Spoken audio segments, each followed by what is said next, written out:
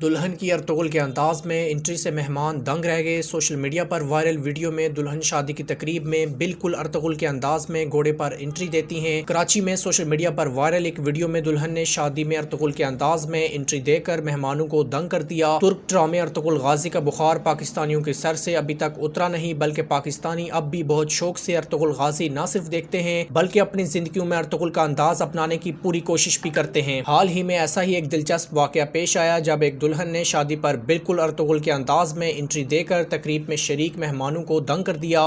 Social media पर viral video में दुल्हन शादी की तकरीब में बिल्कुल अर्तुगरुल के अंदाज में घोड़े पर एंट्री देती हैं।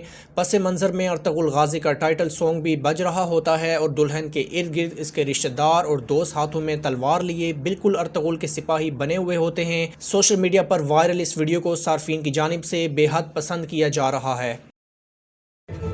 هدفك لا تنسى، جاهد وتعب في السلاح.